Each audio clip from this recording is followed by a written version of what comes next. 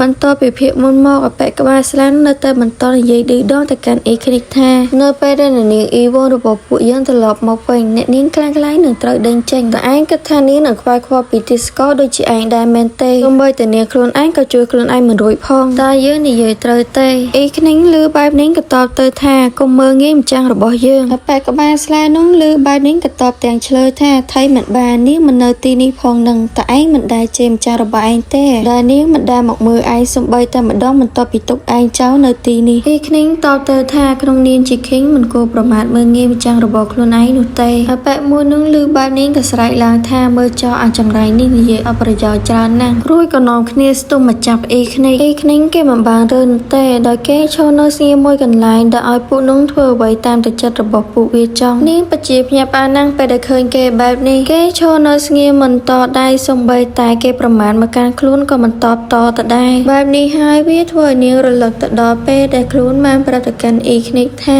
ត្រូវចាំណាលោកត្រូវធ្វើឲ្យមនុស្សក្នុងវិមាននេះទទួលស្គាល់លោកឲ្យបាននេះជាបេសកកម្មទី1របស់លោកគេគិតថាបើខ្ញុំបង្ករឿងឲ្យលឺដល់អ្នកនាងនោះខ្ញុំអាចនឹងត្រូវបញ្ជូនទៅកន្លែងដេញថ្លៃវិញហេតុនេះហើយបានជាគេនោះមិនព្រមតដៃសោះពីណានាងខឹងណាស់ក្តាប់ផ្លិតមួយទំហឹងអំឡុងដែលគេកំពុងតែធ្វើបាបក៏ដូចជាច្រើនទៅកាន់អ៊ីគ្និកនោះនាងដើរមកយ៉ាងលឿនដាក់ក្បាលប៉ែកនោះពីក្រោយមួយផ្លិតដែលធ្វើឲ្យវាងាកមកក្រោយស្រែកសួរថាណាគេហ៊ានវាយក្បាលយើងដល់ទៅពេលងាកមកឃើញថានោះជាអ្នកនាងរបស់ខ្លួនពួកគេតែនោះភ្ញាក់ផ្អើលបោកភ្នែកឡើងធំចង់ប៉ិនពងមាន់ទៅហើយព្រមទាំងនាងនិយាយពាក្យថាសួស្ដីទៅកាន់ពួកគេដែលធ្វើឲ្យពួកគេតែនោះស្រែកឡើងថាអ្នកនាងម្ចាស់ហើយនាងលើសម្លឹងទៅកាន់អ៊ីគ្និកបន្តិចឃើញថាគេមិនមានរបួសធ្ងន់ធ្ងរអីនោះទេភ្លាមនោះដែរភាគរយនៃការពេញចិត្តរបស់គេក៏បានកើនឡើងនាងដើរទៅកាន់ពួកគេដែលនិយាយថាមើលទៅដូចជាអ្នកទាំងអស់គ្នាកំពុងតែចង់ធ្វើបាបមនុស្សរបស់ខ្ញុំហើយតើមានអ្នកណាអាចបញ្យល់ខ្ញុំបានទេថាមានរឿងអ្វីកើតឡើងទៅឯក្នុងចំណោមពួកគេទាំងនោះមានអ្នកខ្លាំងក៏បែរមុខចេញព្រមតែនិយាយថារឿងទាំងនេះមិនពាក់ព័ន្ធនឹងពួកគេ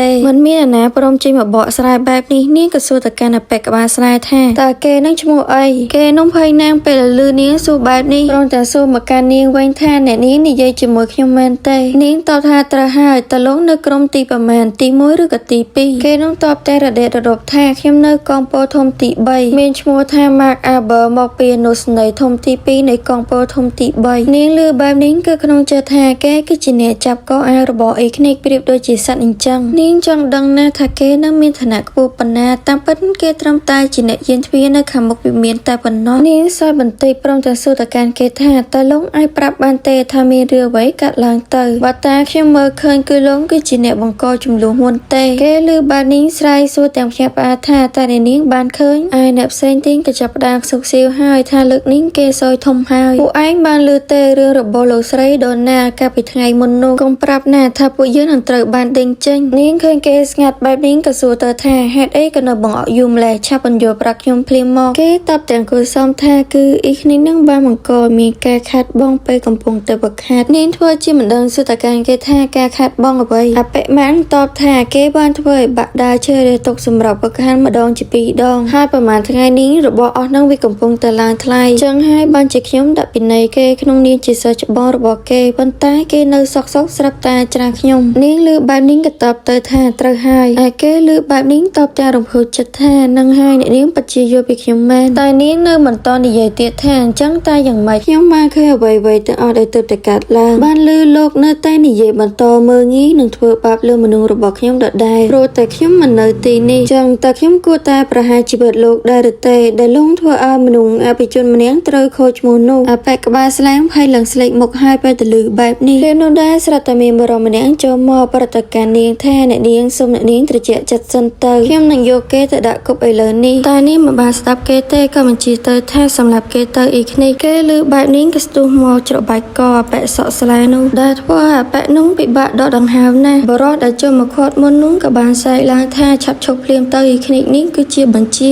ក៏ប៉ុន្តែគេមិនបានឈប់សកម្មភាពនោះទេដែលធ្វើឲ្យមនុស្សជុំវិញនោះគិតថាគេពិតជាចង់សម្លាប់មនុស្សមែនអីបរិសម្នាក់នោះក៏បាននិយាយបន្តទៀតថាអ្នកនាងមិនអាចឲ្យរឿងនេះកើតឡើងនោះទេវានឹងក្លាយជារឿងធ្វើឃាតនៅក្នុងក្រុង King នៃគ្រួសារអាកានេះគឺជាកំហុសរបស់ពួកយើងខ្ញុំនឹងរាយការណ៍រឿងនេះទៅមេក្រុមហើយពួកយើងនឹងទទួលកំហុសគ្រប់យ៉ាងសូមអ្នកនាងមេត្តាអបិនោះនិយាយរ៉ារ៉ាប់ច្រើនណាស់តែនេះមិនបានខ្វល់ទេនាងស្ដាប់តិចមកខាងចេញតិចមកខាងចាប់ទុកថានោះគឺជាសម្ដីឆ្កែព្រុសតែដល់ទៅពេលខែអបិនោះចិត្តតែខ្យល់ស្លាប់ ប់ចឹងនាងក៏បានប្រាប់ទៅថាឲ្យឈប់គេលើបែបនាងភ្លាមក៏ដកដៃចេញពីកបែកនោះដែលធ្វើឲ្យវាខំត្រដរខ្យល់ទាំងត្រដាប់ត្រដួសនាងឈរសម្លឹងទៅដោយគិតថាអស្ចារ្យណាស់គេលេងដៃនៅពេលដែលខ្ញុំប្រាប់គេឲ្យឈប់តែម្ដងហើយប្រកាសណាខ្ញុំគ្មានបំណងចង់សម្លាប់ម៉ាកនោះទេខ្ញុំធ្វើបែបនេះព្រោះតែចង់ឲ្យអ៊ីឃ្នីងគេបានបញ្ចេញកំហឹងរបស់គេតែប៉ុណ្ណោះដើម្បីកុំឲ្យគេគុំគួននឹងខ្ញុំហើយទោះបីជាគេចង់វាយប្រហារខ្ញុំក៏ដោយក៏ខ្ញុំមានចិញ្ចៀននេះដែរសម្រាប់ការពារប៉ុន្តែគេយកបញ្ជារបស់ខ្ញុំជាធំជាជាងអារម្មណ៍របស់គេខ្ញុំពិតជាពេញចិត្តណាស់ក៏រួចនាងក៏បានសម្ដៅទៅពួកគេទាំងនោះដោយនិយាយថានៅពេលដែលអ្នកនាងពិតប្រាកដត្រឡប់មកវិញខ្ញុំដែលជាអ្នកនាងคล้ายៗនឹងត្រូវដេញចេញហើយមិនអាចការពារខ្លួនឯងបានអ្នកទាំងអស់គ្នានិយាយអញ្ចឹងមែនទេតើខ្ញុំត្រូវដេញចេញពីវិមានឬក៏អ្នកទាំងអស់គ្នាត្រូវដេញចេញអ្នកទាំងអស់គ្នាគិតទៅថាតើហេតុការណ៍មួយណានឹងកើតឡើងមុនគេLeonardo System ក៏បានបង្ហាញថាទំនាក់ទំនងរបស់នាងនិងមនុស្សនៅក្នុងវិមានកាន់តែអាក្រក់ជាងមុនហើយគេឈ្មោះរបស់នាងបានថយចុះ5បន្ទុកបន្ទុកសរុបដែលនៅសល់ទាំងអស់គឺ10បន្ទុកតែនាងមិនបានខ្វល់ទេព្រោះនាងគិតថាពួកគេទាំងនោះមិនមែនជាគោលដៅរបស់នាងទេហើយនាងក៏បានហៅទៅកាន់អេខ្និកឲ្យចាប់មកទីនេះនាងប្រតិកម្មគេថាខ្ញុំមកទីនេះគឺដើម្បីនាំលោកចេញទៅក្រៅវានឹងក្លាយជាការចេញដំណើរលើដំបូងរបស់ខ្ញុំនិងលោកក្នុងនាមជាអ្នកការពាររបស់ខ្ញុំហើយភាគរយនៃការពេញចិត្តរបស់គេក៏បានកើនឡើងផងដែរសាររឿងក៏បានបន្តមកដល់ពេលដែលត្រូវចេញដំណើរមេការបានប្រតិកម្មនាងថាពួកគេនឹងបានរៀបចំសម្រាប់ការចេញដំណើររួចរាល់ហើយព្រមទាំងហុចនៅសំសម្បត្តិតូចមួយដែលមានសាច់នៅក្នុងនោះដោយនិយាយថាដោយសារតែអ្នកនាងខានចេញក្រៅយូរចឹងហើយសូមអ្នកនាងប្រើវាតាមចិត្តចោះនាងឃើញបែបនេះក៏ក្នុងចិត្តថាលោកបាធ្វើបែបនេះក៏ដោយសារតែរឿងការពីម្សិលមិញដែរបើសិនជាគាត់ដឹងថាខ្ញុំមកទីលានវឹកហាត់ថ្ងៃនេះហើយថែមទាំងបង្ករឿងទៀតនោះគាត់នឹងមិនធ្វើបែបនេះនោះទេរួចនាងក៏តបថាខ្ញុំយល់ហើយផ្ដាំអរគុណទៅលោកបារបស់ខ្ញុំចំនួនផងហើយនាងបានបកដៃជាសញ្ញាទៅឲ្យអ៊ីគ្នាតែគេបែរជាឈរឆ្កាំងសម្លឹងទៅកាន់ដៃរបស់នាងឃើញបែបនេះក៏ចំអន់ទៅឲ្យគេថាមនុស្សល្ងងនេះគឺជាសញ្ញានៅពេលដែលលោកត្រូវការពីមនុស្សស្រីណាគេឮបែបនេះក៏តបវិញថាប៉ុន្តែខ្ញុំគឺជាទេសកលនាងឮបែបនេះហើយក៏និយាយកាត់ថាអត់ទេលោកគឺជាអ្នកការពាររបស់ខ្ញុំអញ្ចឹងហើយតើលោកដឹងថាត្រូវធ្វើយ៉ាងម៉េចហើយមែនទេរួចនាងក៏បកដៃជាសញ្ញាទៅកាន់គេឃើញបែបនេះក៏រៀបញាប់អាបន្តិចដែរថែមទាំងលើរំភើបចិនព្រោះតែអ្នកនាងរបស់ខ្លួនមិនបានចាប់ទុកខ្លួនជាទេសកលដូចអ្នកដទៃគេធ្វើការកាន់ដៃក៏ដូចជាលុតជង្គង់អោនគោរពមកកាន់នាងដោយភាពទន់ភ្លន់និងសុជីវធម៌មេការឃើញបែបនេះរៀបញាប់អាបន្តិចដែរព្រោះតែកប្បកិរិយារបស់គេមើលទៅដូចជាពួកអភិជនដែលមានចំណេះដឹងខ្ពង់ខ្ពស់អញ្ចឹងគេសម្លឹងមកកាន់នាងទាំងទន់ភ្លន់ព្រមទាំងនិយាយថាសូមអ្នកនាងប្រើជើងរបស់ខ្ញុំជាឈ្នន់សម្រាប់ឡើងលើរទេះចុះរទេះជិះដំណើរបានមួយសន្ទុះគេក៏សួរទៅកាន់នាងថាហេតុអីបានជានាងមិនដែលមកមើលខ្លួននាងលើបែបនេះក៏សួរទៅកាន់គេថាតើលោកអន់ចិត្តមែនទេគេតបថាអ្នកនាងបានសន្យាជាមួយនឹងខ្ញុំហើយអ្នកនាងបានសន្យាថានឹងឧស្សាហ៍មកមើលខ្ញុំទុកជារង្វាន់ដែលខ្ញុំខិតខំហ្វឹកហាត់នាងលើគេនិយាយបែបនេះក៏នឹកឃើញថាត្រូវហើយខ្ញុំភ្លេចឲ្យឆឹងទៅប៉ុន្តែមូលហេតុដែលខ្ញុំមិនបានទៅរកគេក៏ព្រោះតែរឿងដែលកើតឡើងនៅថ្ងៃមេភ្លៀងនឹងហើយគេបន្តនិយាយទៀតថាចាប់តាំងពីថ្ងៃនោះមកខ្ញុំរងចាំអ្នកនាងរាល់ថ្ងៃឃើញគេបែបនេះនាងគិតបន្តិចរួចក៏តបទៅកាន់គេថាព្រោះតែខ្ញុំមិនចូលចិត្តវាគេលឺនាងនិយាយបែបនេះភ្ញាក់ផ្អើលណាស់នាងបន្តទៀតថាលោកបានកុហកខ្ញុំអ៊ីខ្និកលោកប្រាប់ថាលោកមិនមានអ្នកណាធ្វើបាននោះទេនាងនិយាយបណ្ដាព្រមទាំងយកដៃស្ទាបមកកាន់មុខរបស់គេបណ្ដាប៉ុន្តែមើលចុះមិនក៏នៅលើផ្ទៃមុខរបស់លោកមានស្នាមរបួសបែបនេះទៅវិញហើយគេរៀងអៀងក្បែរមុខចេញពីនាងព្រមទាំងតបថារបួសទៅនេះវាកើតឡើងយូរហើយនាងឃើញគេបែបនេះក៏ក្នុងចិត្តថាត្រូវហើយមើលគេពេលនេះចុះនឹងពេលដែលគេកាន់ដៅអាចនឹងសម្លាប់នរណាម្នាក់បាន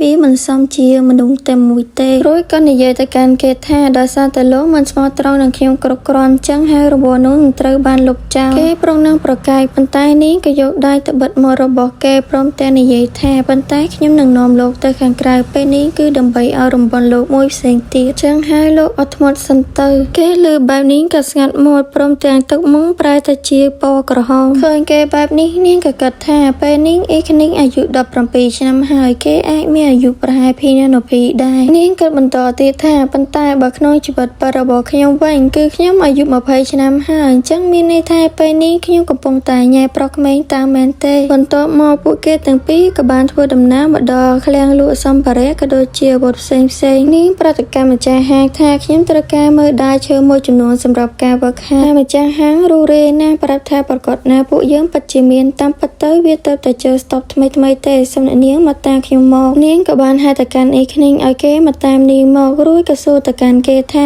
តើគេនឹងពេញចិត្តមួយណាដែរគេតបថាមិនដឹងប្រាប់យ៉ាងម៉េចទេនាងឮគេតបបែបនេះក៏និយាយថាជួយមិនបានទេអញ្ចឹងម្ចាស់ហាងឮបែបនេះក៏សួរទៅថាអញ្ចឹងតើអ្នកនាងចង់ទៅមើលដើរពិតប្រាកដដែរទេអញ្ចឹងនាងតបទៅម្ចាស់ហាងថាតើលោកចង់មានន័យយ៉ាងម៉េចនាងធ្វើដែរជាសញ្ញាព្រមទាំងនិយាយថាគ្រប់យ៉ាងទាំងអស់ពីទីនេះដល់ទីនោះលោកផ្ញើវាទៅវិមានអាការទាំងអស់ទៅតែទាំងអស់នេះអាចនឹងបាក់ម្ដងទៀតចឹងទិញវាឲ្យច្រើនក៏ល្អដែរដែលធ្វើឲ្យពួកគេទាំងអ្នកលក់និងអ្នកទិញស្ដាប់ឡើងគាំងត្មងបន្ទាប់មកនាងក៏បានប្រាប់ម្ចាស់ហាងឲ្យរកឯកសណ្ឋានថ្មីឲ្យគេក្រោយពីគេផ្លាស់ប្ដូរសម្លៀកបំពាក់រួចឃើញថាគេកាន់តែសង្ហាឡើងថែមទៀតនាងឈរសម្លឹងទៅកាន់គេព្រមទាំងគិតក្នុងចិត្តថាគេមានរាងខ្ពស់ហើយមានមុខមាត់សង្ហាបែបនេះទៀតចឹងហើយពេលគេស្លៀកពាក់អីក៏សមនឹងគេដែររួចក៏សួរទៅកាន់គេថាតើលោកចូលចិត្តវាដែរឬទេគេមិនបានឆ្លើយតបនឹងនាងទេបែរជាសួរមកកាន់នាងថាតើនាងគិតយ៉ាងម៉េចដែរតើនាងចូលចិត្តវាដែរឬទេឬគេសួរមកកាន់ខ្លួនបែបនេះនាងក៏តបថាបើសិនជាខ្ញុំជ្រើសរើសរបស់អ្វីមួយហើយព្រោះតែខ្ញុំពេញចិត្តវាចឹងហើយខ្ញុំច្បាស់ជាចូលចិត្តវាប្រកបណាស់នាងសួរបកទៅកាន់គេវិញថាខ្ញុំជាអ្នកសួរលោកទៅវិញទេទៅត្រូវព្រោះលោកជាអ្នកដែលពាក់វាមិនមែនខ្ញុំនោះទេ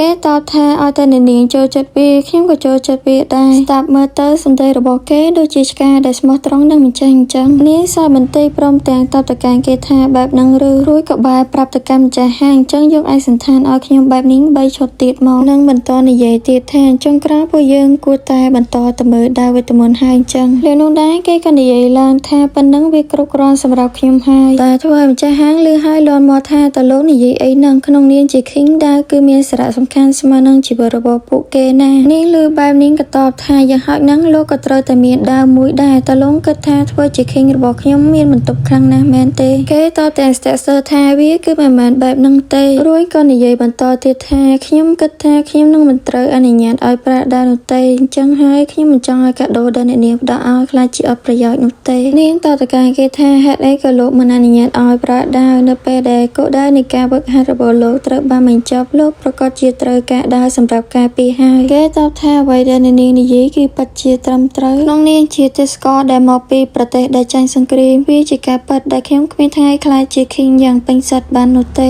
នាងជាអ្វីដែលខ្ញុំដឹងច្បាស់ខ្លួនឯងរួចទៅហើយអរគុណសម្រាប់ការជួយចុច like ក៏ដូចជា subscribe នៅ channel របស់ Amin ចាំជួបគ្នានៅវីដេអូក្រោយទៀតបាយបាយ